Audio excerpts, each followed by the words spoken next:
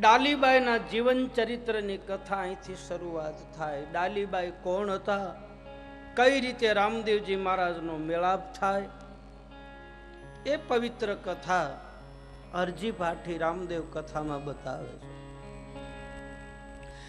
રામચરિત માનસની કથાના શબરીનું પાત્ર, શ્રીમદ ભાગવતમાં ગણિકાનું પાત્ર અને રામદેવ કથાની માલપા ડાલીનું પાત્ર. ત્રણેય સ્ત્રી જાતિ, ત્રણેય શુદ્ર જાતિ. શબરીએ કહી દીધું અધમ સે અધમ, અધમ મેં નારી. ડાલીબાઈએ કહી દીધું કે હું નીચી કોમની છું, એટલે મારે તમને અડાય નહીં. ગણિકાએ ભગવાન કૃષ્ણને દૂરથી પ્રણામ કર્યા અને ત્રણેય જણને ભગવાન સામેથી મળવા ગયો. શબરીબાઈને સામે મળવા ગયો, રામદેવજી મહારાજ ડાલીને સામેથી મળવા જાય અને ભગવાન કૃષ્ણ વ્રજ છોડી અને મથુરામાં ગણિકાને સામેથી મળવા જાય. નારી શક્તિ. બાબા રામદેવજી મહારાજે ક્રાંતિકારી પગલું ભર્યું. આજથી 900 વર્ષ પહેલા એ વખતે ધર્મની માલપા થોડોક ભેદ હતો, એ ભેદને રામદેવજી મહારાજે તોડ્યો. નારી શક્તિને મોર બેહારી. એક ડાલીબાઈને પોતાના મહાપંથના પાટમાં ડાલીબાઈને પહેલા આસન આપ્યું અને નારી શક્તિનો ઉદ્ધાર કર્યો. એ વખતે નેતલદે હતા પાટે બેહવામાં, ઘણા હતા. ડાલીબાઈને શું કામ બેહાર્યા, એની પાછળ આખી કથા છે. ડાલીબાઈ હતા એક રાજાના દીકરી. રણુજાની પાસે ગોમટ કરીને ગામ આવ્યું ને, ગોમટ ગામમાં ડાલીનો ઉછેર થયો. શાયર જયપાલ ચમારના ઘરે ઝાડની ડાળી ઉપરથી આમ આમ જોલીની માલપા ટીંગાતી હતી. એ વખતે આ શાયર જયપાલ અને એક રણુજાનો કઠિયારો બંને વૃક્ષની નીચે બેઠા અને દીકરીના રડવાનો અવાજ સાંભળી અને જોડી નીચે ઉતારી. બંને જણા દીકરીને લઈ અને સદગુરુ બાળીનાથ બાબાની પાસે આવે. હવે એ વખતે ડાલીબાઈની નાભીમાં નાદ બ્રહ્મ ચાલુ હતો. દરેક જીવને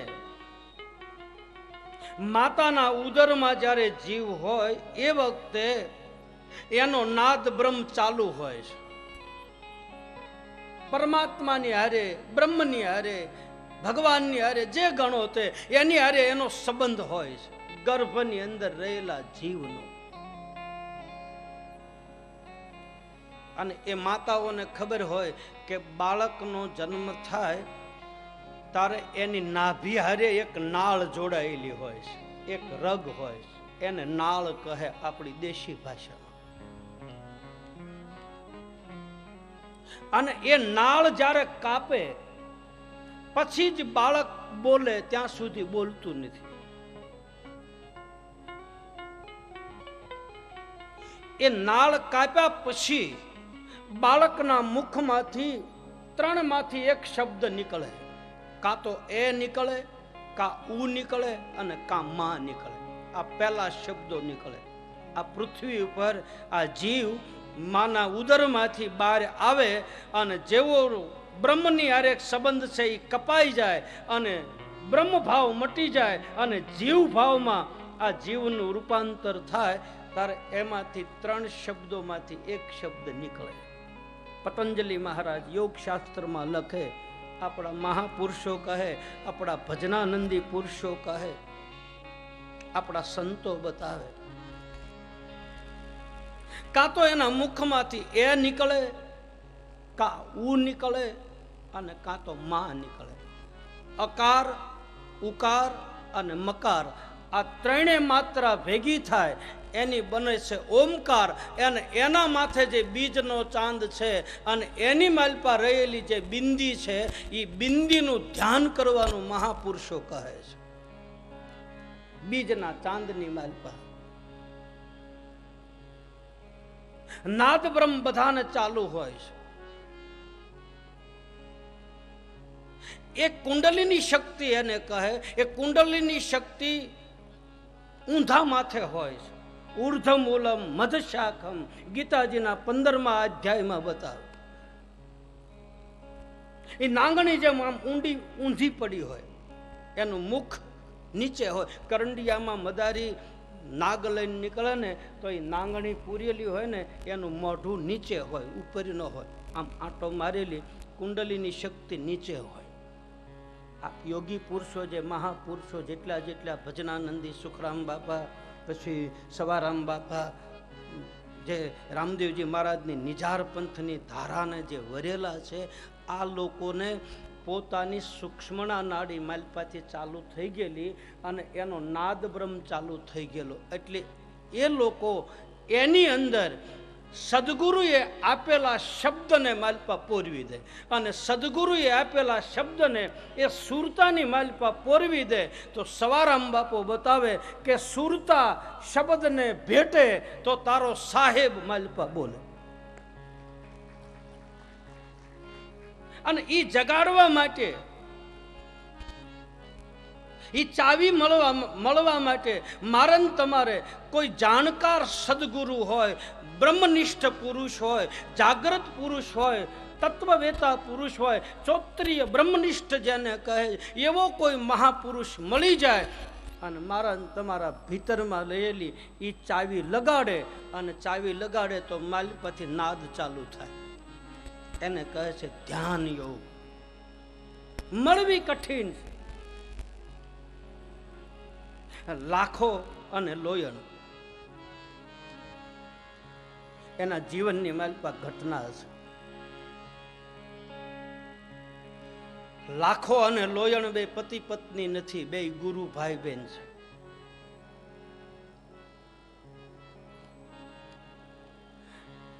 લાખાના ગુરુ ઉગમસિંહ બાવા, અને ઉગમસિંહ બાવાએ લાખાનું બાવડું લોયણને હોપ્યું હતું. કારણ કે લોયણ જાગી ગયેલી સ્ત્રી હતી, જાગૃત થયેલો જીવ હતો.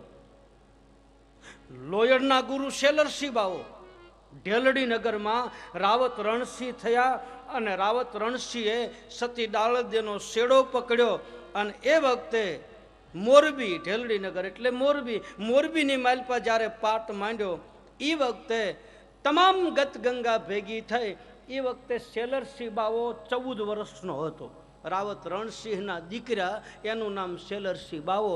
અને એ શેલરસિંહ બાવાએ લોયણને જગાડી, અને લાખાનું બાવડું લોયણના હાથમાં હોપ્યું. ગુરુદ્રોહનો થોડોક લાખાને પાપ લાગ્યો. સદગુરુની નિંદા કરી, સદગુરુને ન કહેવાના શબ્દો કીધા. ગુરુદ્રોહનું પાપ લાગ્યું એટલે લાખાના શરીરની માલપા રક્તપિત્તનો રોગ થાય છે, એવું લાખાના જીવન ચરિત્રમાં બતાવે. અને ગુરુદ્રોહનું પાપ લાગે. સંતનો દ્રોહ, ગુરુનો દ્રોહ, ગુરુ નિંદા જો સુનહી કાના, હોય પાપ ગૌધાત સમાના. ગુરુ મહિમાની માલપા બતાવે કે ગુરુ અને સંતની નિંદા કોઈ દી કરવી નહીં, અને નિંદા કોઈ દી સાંભળવી નહીં. સાંભળનાર વ્યક્તિને ગૌ હત્યા જેટલું પાપ લાગે છે, એવું ગુરુ મહિમાની માલપા બતાવે છે. મેં પહેલા આપને કહેલું છે કે જગત ઘા કરે તો હું તમે કોઈ સદગુરુ કે કોઈ સંતના ચરણમાં જઈએ, બાકી સંત જેદી ઘા કરે તેથી આ દુનિયાની માલપા કોઈ એને હંઘરતું નથી. બધાએ દરવાજા બંધ થઈ જાય. એના પ્રમાણો છે.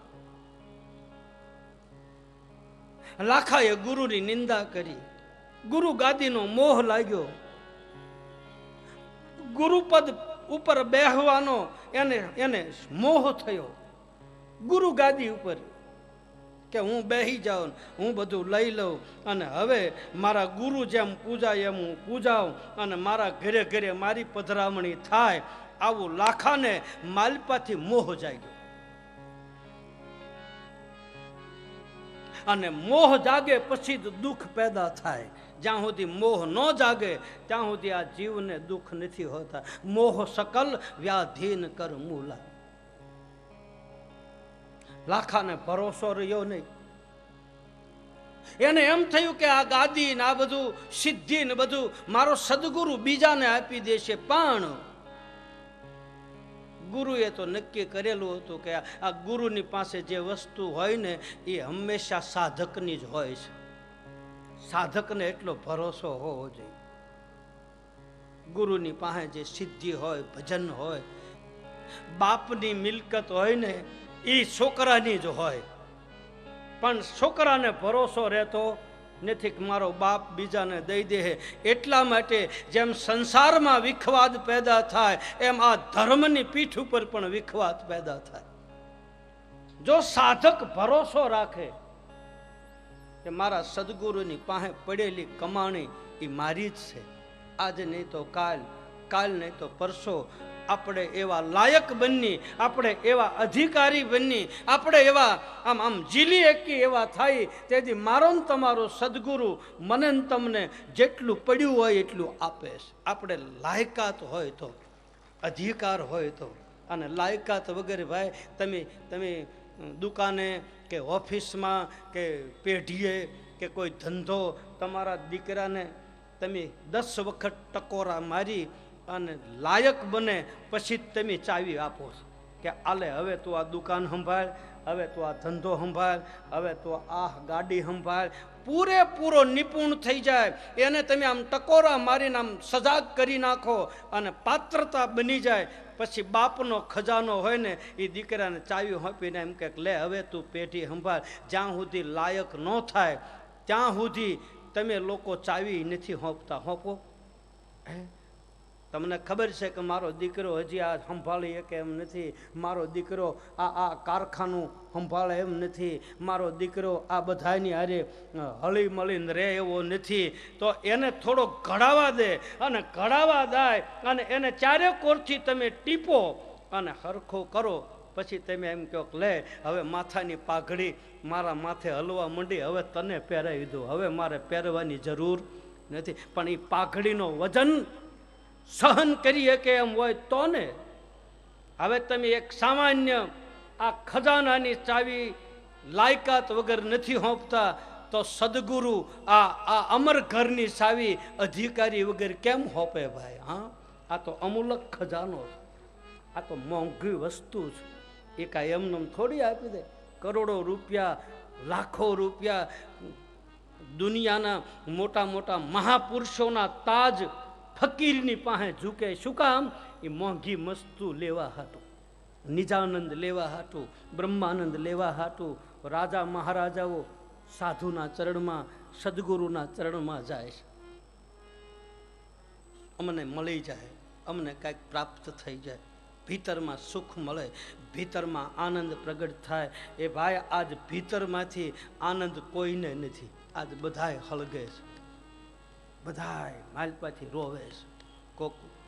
કોક આમ હારો માણા હોય તો એની પાસે આપણે રોઈ. એ હારો માણા ઘરમાં બેઠો બેઠો એકલો રોતો હોય. રોવે તો બધા જ, કોઈને નિરાશ નથી. છે સાચું કહેજો, છે શાંતિ? ક્યાંય નથી. શાંતિથી હુવે છે, ટીકડા લેવા પડે ઘેરના, તારે નીંદર આવે. શાંતિ બે જગ્યાએ મળે. કાં તો કોઈ જાગ્રત પુરુષ મળી જાય અને એની સામે બેહી અને મારા તમારું મન ઠેકડા મારતું બંધ થઈ જાય તો સમજી લેજો કે આની માલપા સંતના લક્ષણો છે. આપણા વિચારો શાંત કરી દે. જેને દીઠે મુજા નેણા ઠરે, જેને જોઈ અને આપણી આંખોના ખૂણા ભીના થઈ જાય, કાંઈ બોલે નહીં, આપણી ઉપર એની નજર પડી જાય, આપણને ભીતરમાંથી શાંતિનો અનુભવ થાય. શાંતિ પમાડે એને સંત કહીએ, પછી એના દાસના દાસ થઈને રહી. લાખાને ગુરુ દ્રોહનું પાપ લાગ્યું, મોહ જાગ્યો, ગાદીનો, પદનો, પ્રતિષ્ઠાનો, પૈસાનો. અને આ પદ, પ્રતિષ્ઠા, પૈસો અને પરિવાર એને મેળવવા માટે વ્યક્તિ કદાચ પાપના પંથે પણ ચડી જાય. પૈસો મેળવવા માટે જીવ પાપના પંથે ચડી જાય. આ પદ મેળવવા માટે એકાબીજાનું ખૂન કરી નાખે ગાદી હાટું. પછી આ ગાદી હોય કે રાજકારણની ગાદી હોય, મૂળ તો પદ છે ને. એમાં હોડ થાય, હરીફાઈ થાય. પ્રતિષ્ઠા અને પરિવાર બહુ જાળવવું કઠિન છે. પદ મળી જાય એ પદને જાળવવું કઠિન. પ્રતિષ્ઠા મળી જાય એ પ્રતિષ્ઠા એટલે આબરૂને હાંસવવી કઠિન.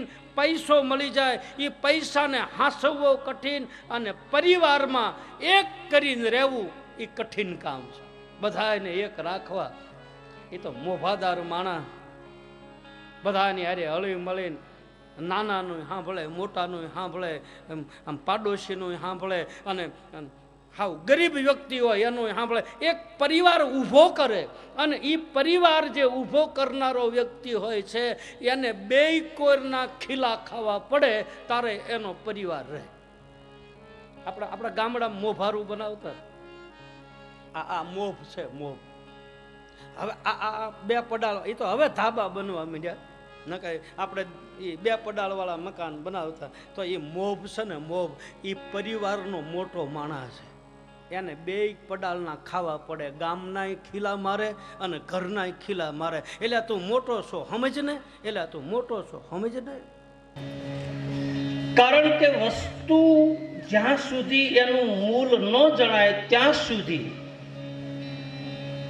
એક કથાની મૂળ કિંમત આપણને ખબર પડતી નથી. એના મૂળને જાણવું જરૂરી છે. એનું મહાત્મ્ય શું? રામદેવ કથા એટલે શું? પહેલી વાત તો એ આપ બધા જાણો છો કે આ નિજાર પંથની ધારાના મહાપુરુષો જેટલા થયા પછી 18 વર્ણમાંથી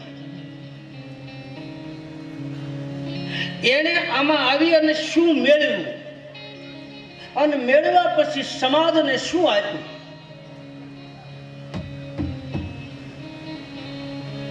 અને સમાજને આપ્યા પછી એ સમાજને કેટલો ફાયદો થયો. કથા એક એવી ધારા છે.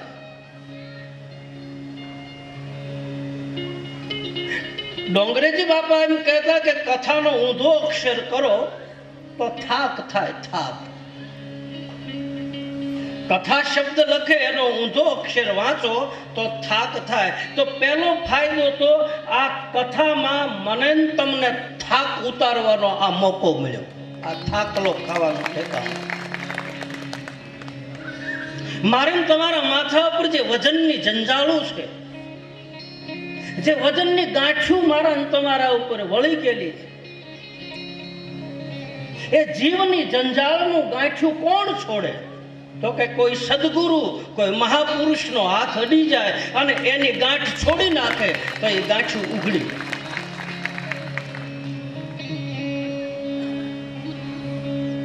ભગવાન રામ વનમાંથી અયોધ્યામાં આવ્યા, 14 વર્ષ પૂરા થયા પછીની ઘટના.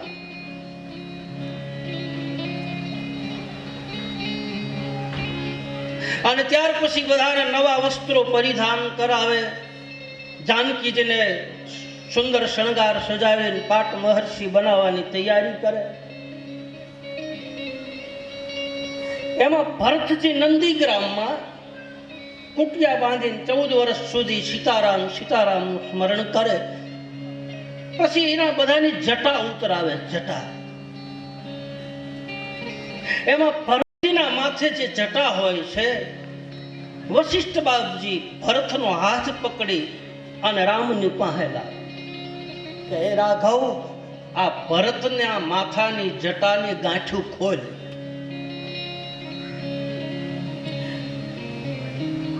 ત્યારે ભગવાન રાઘવ કહે છે, પ્રભુ આ જીવની જંજાળની ગાંઠું તો સદગુરુ જ છોડી શકે, બાકી કોઈની તાકાત નહીં. આ જંજાળની ગાંઠું થાકલો ખાવાનો આ ઠેકાણું છે. આ હરિકથા, રામકથા, શિવકથા, ભગવત કથા, કોઈ પણ કથા હોય, કથા એ મારું તમારો પોરો ખાવાનું ઠેકાણું. આપણી દેહાણી ભાષામાં એમ કહે થાકલો ખાવાનું ઠેકાણું.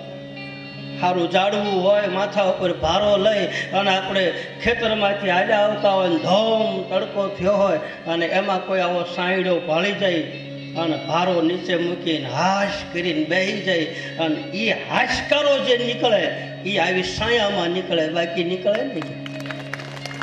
હું કોઈ વખાણ નહીં કરતો આ ચેતનાના.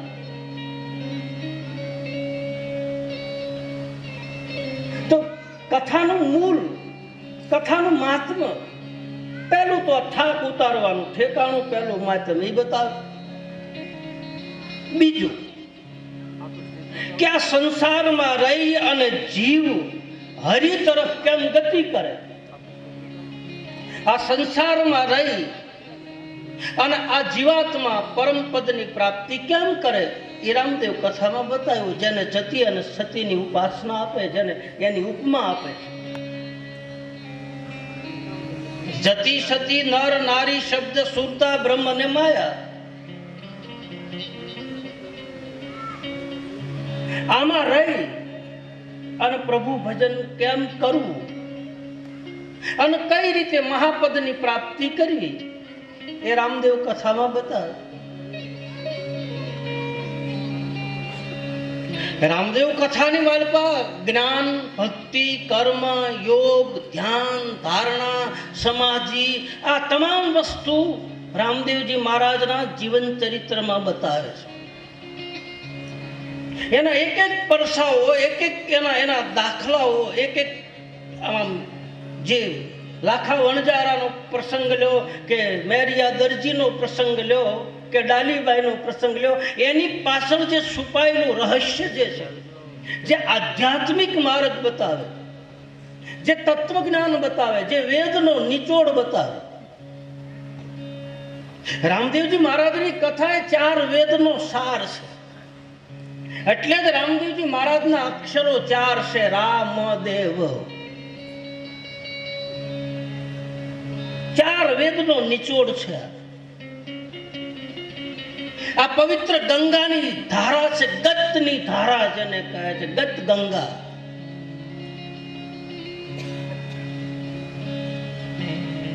આના 4 વિભાગો બતાવ્યા છે રામદેવ કથા.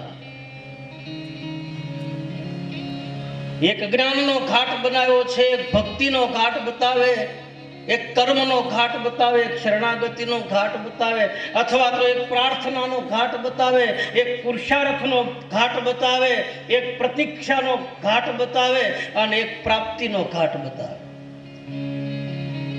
અથવા તો ધર્મ, અર્થ, કામ અને મોક્ષ 4 પદાર્થ કથામાં છે. આ સાંભળવાથી, આ ભીતરમાં ઉતરવાથી આ જીવને થાકલો મળે, સંસારના ભૌતિક સુખમાંથી નિવૃત્તિ લઈ અને હરિ તરફ જવાનું ડગલા માટે પ્રવૃત્તિમાંથી નિવૃત્તિ લઈ શકે. અને ત્રીજું, પોતાના નિજ તત્વની ઓળખાણ થાય, પોતાના માયલાની ઓળખાણ થાય. આપણા દેહાંતની ભાષા હાવ ગામડાની. એટલે જ આને નિજ કથા કીધી, એટલે જ આને નિજાર ધર્મની કથા કહી છે, એટલે જ આને આદિ ધર્મની કથા કીધી, એટલે જ આને જૂના ધર્મની કથા કહી, એટલે જ આને મહાધર્મની કથા કીધી, એટલે જ આને બીજ ધર્મની, આને ગમે તમે નામ લો. અને મૂળ હેતુ, મુખ્ય મહાત્મા તો બતાવે કે તારા નિજ તત્વને તું ઓળખી લે ભાઈ. અને જ્યાં સુધી નિજ તત્વ ન ઓળખાય ને ભાઈ, ત્યાં સુધી બધી સાધનાઓ ખોટી એમ બતાવે સંતો. આત્મ તત્વને ઓળખ્યા વિના સાધના સર્વ જૂઠી.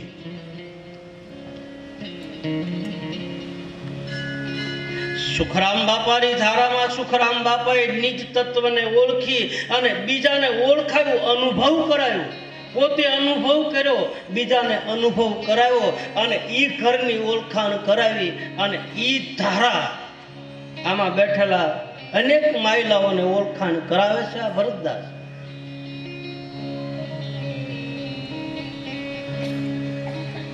અને જ્યાં સુધી ન ઓળખો ને એ ભાઈ,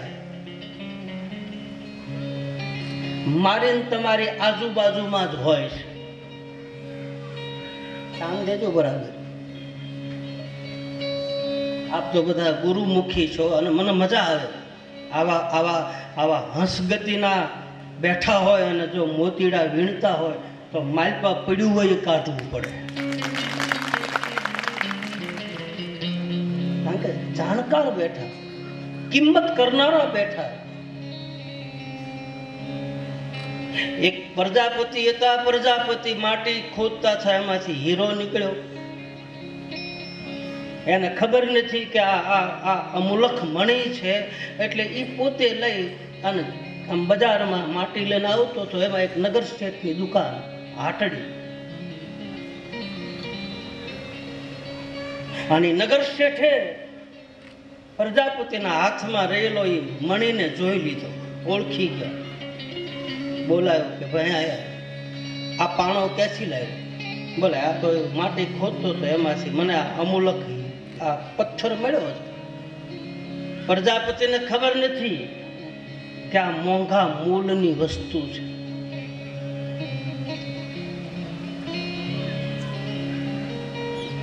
નગર શેઠે કહ્યું કે પ્રજાપતિ, આના તારા પૈસા કેટલા લેવા છે? આની શું મજૂરી લેવી? તારે આ પથ્થર વેચવો છે?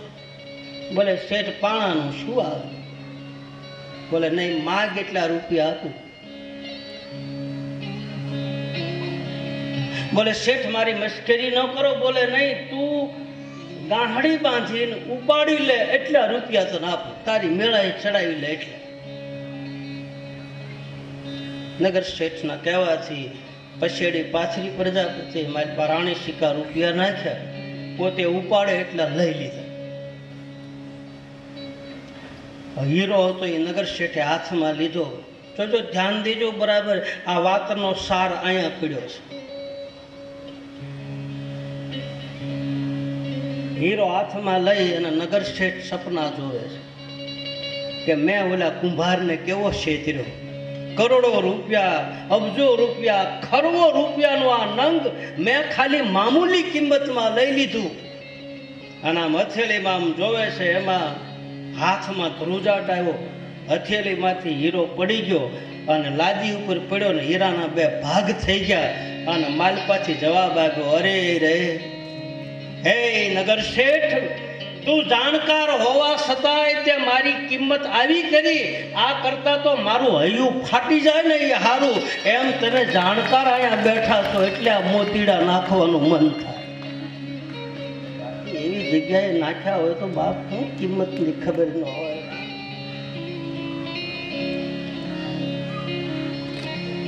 રામદેવજી મહારાજની કથા તો એ ભાઈ ધર્મ, અર્થ, કામ અને મોક્ષ આવા ચારે પદાર્થની કથા છે. નિજ તત્વને ઓળખવાની કથા છે.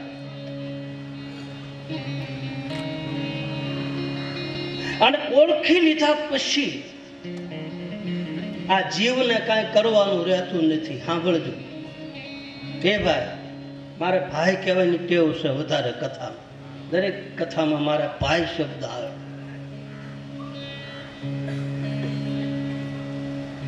નિજ તત્વને ઓળખ્યા પછી કઈ કરવાનું રહેતું નથી. એમ ગંગાસતી પાનભાઈ બતાવે. એને કરવું રે પડે નહીં બીજું.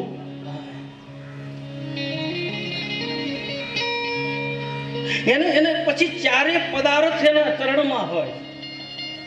અષ્ટ સિદ્ધિ નવ નિધિ એના ચરણમાં આવે. આપણે સિદ્ધિમાં નથી જવું, આપણે ભૌતિક સંપત્તિમાં નથી જવું. આપણે તો આપણા માયલાને શાંતિ મળે એવું કંઈક ગોતવું છે. આપણા ભીતરમાં જે માલપા ઉકળાટ છે ને, ઉકળાટ, માલપાનો બફારો આ તો છે જ. આ તમે પંખો ચાલુ કરો તો બફારો વયો જાય, પણ માલપાનો બફારો, માલપાની જે બળતરા છે ઈ માલપાથી નિરાશ નથી. એનું હું છે, કોઈને નિરાશ હાસું કહેજો, અમારે નથી ને તમારે નહીં. તમે એમ ન માનતા અમાય નિરાશ, નારે ના પૂછો બાપુ. એવી ચેતનાઓ, એવા મહાપુરુષોની ઉપાધિ અને આપણી ઉપાધિમાં બહુ ફેર છે ભાઈ. બોલો. તો રામદેવજી મહારાજની કથા એ એક ભીતરના તત્વોને ઓળખવાની કથા છે. ચોથું, રામદેવજી મહારાજની કથા એક શરણાગતિની કથા છે. અને શરણાગતિ કોઈની સ્વીકારી લીધા પછી અધિકાર પ્રાપ્ત થાય. જ્યાં સુધી શરણાગતિ સ્વીકારી ન હોય ત્યાં સુધી અધિકાર પણ મળતું નથી. અધિકાર એટલે લાયકાત થાય, અધિકાર એટલે પ્રમાણપત્ર થાય. સદગુરુએ સહી કરી પ્રેમ જ્યોત પ્રકાશી. અધિકારી એટલે સદગુરુ મારી પાસે સાઇન કરી દે, એ પ્રમાણપત્ર આપે. અને એને જે સહી કરેલી હોય અને એને પ્રમાણપત્ર આપેલું હોય ને, એ કોઈ દિવસ ક્યાંય પાછું નથી. એ પછી હોમાં હોપટ નીકળે. ભલે પછી સદગુરુ કોઈ પણ ધારાનો હોય, નિજાર પંથની ધારાના હોય તો ભલે કોઈ પણ પંથના હોય, પણ એ જ્યારે હાસા હૃદયથી મારી પાસે સહી કરી દે પછી એને અધિકાર પણ મળે. ત્યાં સુધી અધિકાર પણ મળતું નથી. એ સદગુરુ શરણના બની જાવ ને અધિકારી, પાનવા કરવું પડે નહીં બીજું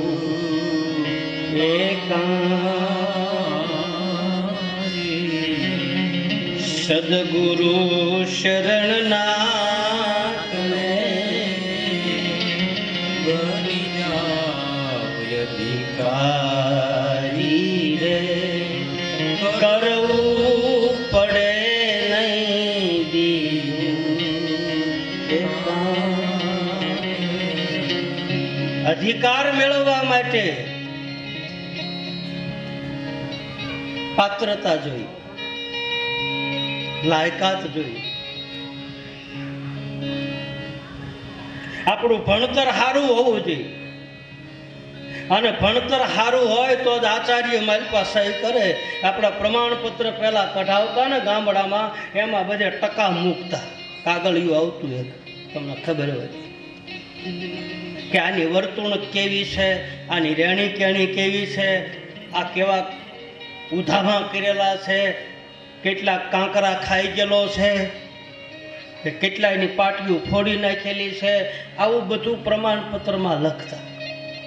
વર્તણૂક સારી હોય, એનો વાણી, એનું વર્તન, એનો વિચાર, એની રહેણી, એની કેણી, એની ઉઠવા બેહવાની વર્તણૂક સારી હોય ને ભાઈ, તો સદગુરુ મને તમને સહી કરી દે કે લાય બાપ, લાય હું તને સહી કરી દઉં. ચા જેને બેહતા આવડે,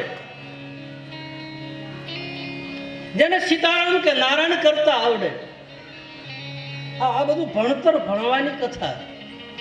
સદગુરુના સાનિધ્યમાં બેસી અને આજે ભણતર, હમણાં જ મારે બાપુને લવ બાપુને વાત કરી હતી કે કાન કવિ અને બાપા મનુ બાપા ની બે હારે નિહાળમાં ભણવા ગયેલા, અને બહુ સરસ મજાની એની ટ્રેક્ટરમાં સત્સંગત કરતા હતા. એક બધા અમે અમારી રમતું કરતા હતા, તમે તમારી રમતું કરતા હતા. તમે કુંડાળે પડ્યા, એમ ટ્રેક્ટરમાં કુંડાળે જ પડ્યા હતા, કારણ કે 2.5 કલાક થઈ. એવી પછી રમણીયા ચડ્યા. પછી તો આમાં આમ એની ચીઠીઓ દેવા માંડ્યા, કાગળિયા છે મારી પાસે. હમણાં જ લવ બાપુએ મને વાત કરી, મને કે બાપુ આવી રીતનું મનુ બાપા અને કાન બાપા એ બે હારે ભણવા બેઠેલા. અને પછી જે કવિ કાને કહ્યું છે અને લવ બાપુએ મને કીધું, એટલા જ શબ્દો મને યાદ છે કે તમારા પિતાએ, લવ બાપાને વાત કરતા હતા કે તમારા પિતા અને હું બે એક એકડો ભણવા માટે નિહાળમાં બે હારવાર ગયા અને તમારા પિતાજીએ પડખે મીંડું કરી અને નવથા ભક્તિ પ્રાપ્ત કરીને 10મા મોલે પગી ગયો ને હજી હું એમ ન છું. આ ભણતર હજી હું એકડો ઘૂંટું છું. આ ભણતર ભણવાની આ નિહાળ છે. અને જેને એકડો આવડી જાય ને ભાઈ, આ એક સમજો જૂના એકડા એકડે રેક ભણવાની રાખો ટેવ. એકડો આવડી જાય એટલે બગડો આવડે, બગડો આવડે એટલે તગડો આવડે, તગડો આવડે એટલે સોગડો આવડે, સોગડો આવડે પછી દહેજ હોય આવડે. પેલા તો એકડો ઘૂંટાવવો પડે, હાથમાં કાંકરો લઈ અને આ ઘૂંટાવે. એકડો આવડી ગયા પછી હોય એકડા આવડી જાય. પછી એની પડખે તમે મીંડું એક લગાડો ને તો 10 થાય, એની પડખે બીજું મીંડું લગાડો તો 100 થાય. એમને મીંડા જ વધારવાના રહે. પહેલા તો એકડો શીખવાનો છે. આ એકડામાં જ માથાકૂટ છે. પેલું અગડિયું બગડિયું કે આપણા ગામડામાં એકડિયા બેકડિયા પડે.